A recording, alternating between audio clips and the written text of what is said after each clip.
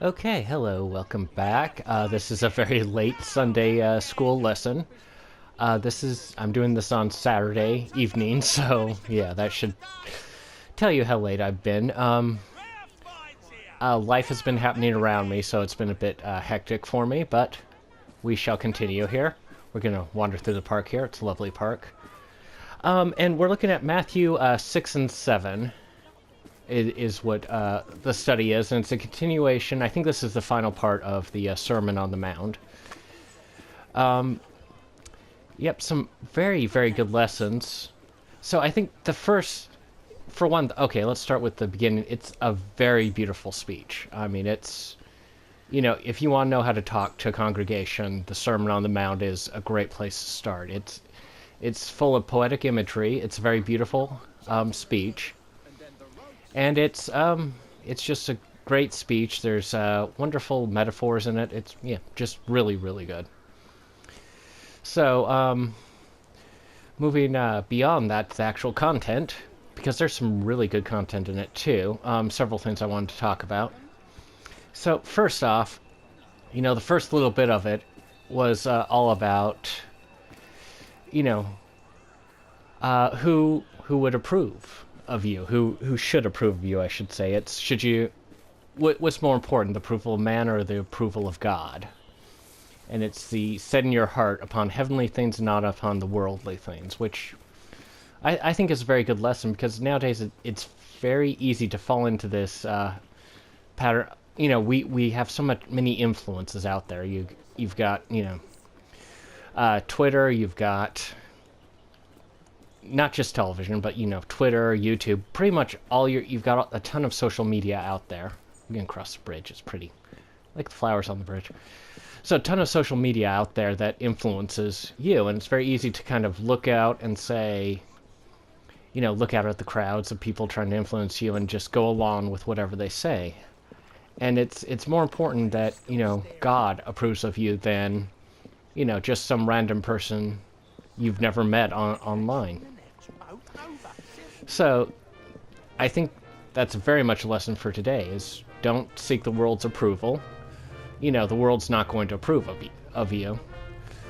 But seek God's approval, and that's much more important than anything the world can throw at you. So, very important lesson right there. One of the other things that I want to talk about as we continue on is the prayer. The Lord's Prayer appears in Matthew 6. And there's a lot of people think that's you should use those exact words when you pray, but that's not quite how it works. I love it when it throws up the option to kidnap somebody, and I'm talking about Sunday school things. So right before he does the Lord's Prayer, he talks about vain repetition when we pray, and to avoid just the vain repetition, the repeating of yourself.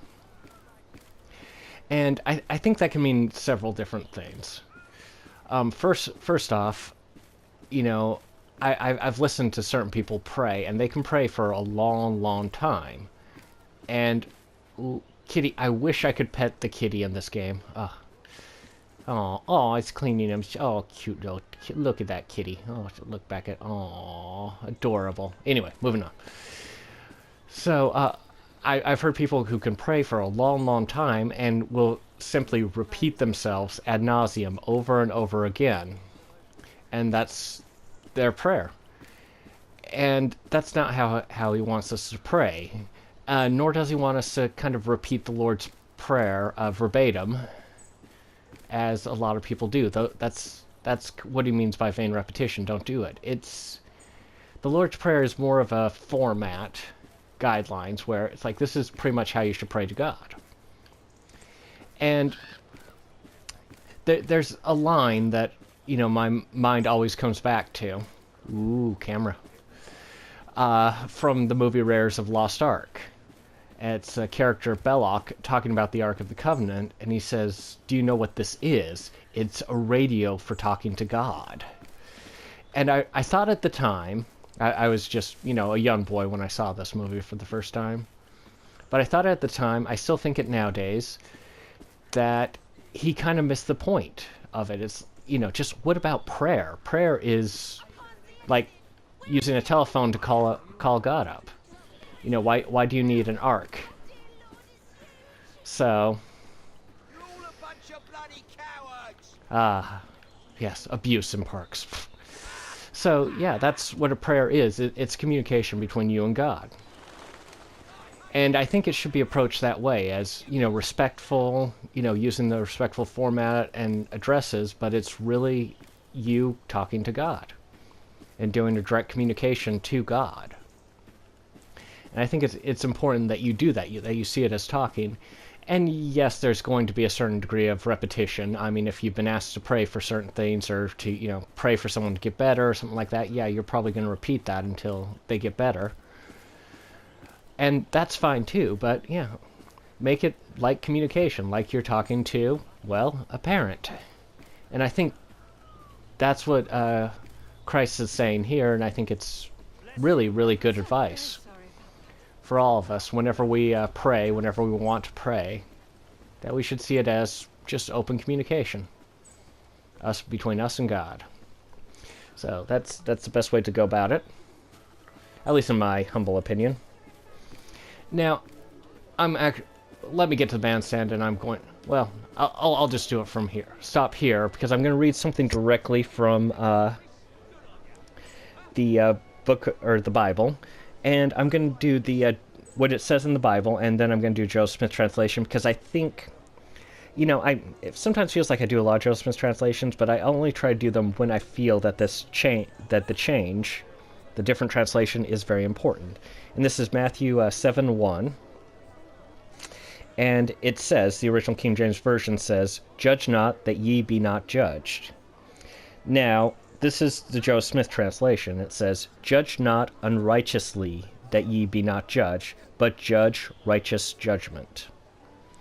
Now, that's one of the things that I've always wondered about before I discovered the Joe Smith translation as a young person, was that, judge not. It's like, wait, how do you not judge? You kind of have to judge. That's what life is all about. We look at things, we make judgments. We figure out what's going on. I mean, we judge whether our car will fit in that space or not when we drive. And we kind of have to do that. We have to judge these things, and we have to make judgments. And so the Joe Smith translation, I think, is very important, that we don't judge unrighteously. We judge righteously. We make righteous judgments. And that's, very important. It's like, how do we judge righteously? Well, I'm going to quote another part of the Bible that I don't think I've quoted in these Sunday school talks, but I have quoted it in a few videos here and there, and that's what's known as the Golden Rule.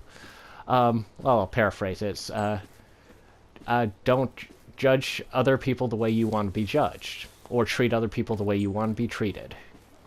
And that's pretty much how you exercise righteous judgment. You show empathy, you treat people, well, with the exact same manner that you would want them to treat you, given the different circumstances. And even if you can't see yourself in the position that this person may be in, you can still empathize with them and say, oh, I don't want to be treated that way. And I think that's how you judge righteously. So righteous judgment, very, very important, I think, thing to do. We judge people righteously. And even if a person's a sinner, even if a person's doing stuff that we wouldn't approve of, that's no reason not to be respectful and really, really like them. Well, treat them really well. And, yeah, like them, too. One of the things I've found kind of interesting, I don't know if it plays true for everyone within my religion, but it's something that does play true with a lot of people I know within my religion, which is the people I know are far more tolerant of people who are homosexual than people who supposedly support homosexuals, who are advocate for people who are homosexual. And that does sound weird because... don't give me the kidnap option. I don't want to kidnap a police officer. But yeah, it does sound weird because, you know, we don't approve of the lifestyle. But we're always kind and respectful towards people who are homosexual. I do have several friends who are homosexual who live that lifestyle. And, you know, hey, you know, that's their choice. That's their life. And I treat them as I would want to be treated if I were in the same position. And, you know, I see more tolerance in my religion than I do from a lot of people who are not religious at all. And really tolerance and respect for them as a person, not just them as, you know, not just classifying them by their sexual orientation, but classifying them as real people. And I think, you know, and it's just, it is one of those things. Judge righteously and treat people righteously, and that's how you do it. So, yep, there are a ton of things we can talk about in the Sermon on the Mount. And, yeah, we'll probably get to them in the lesson tomorrow. It's crazy that we're already going to... I'm so late on this particular lesson, but we'll get to it in the lesson tomorrow, and I'll in the next video talk a bit more about it and what's upcoming on my talks on this. But Sermon on the Mount, probably one of the best religious speeches or religious talks, I'll call them talks, of all time. Certainly rates right up there, and there's certainly a lot we can get out of it. I've barely scratched the surface. I will, yeah, probably do a bit more in the next video. Let's take a look at, let's pose by the picture with sunlight on Evie's face here. And anyway, that's the Sunday school lesson today. Like and subscribe if you like it. I will, oh, I tapped the thing there. I will see you in the next video. Bye.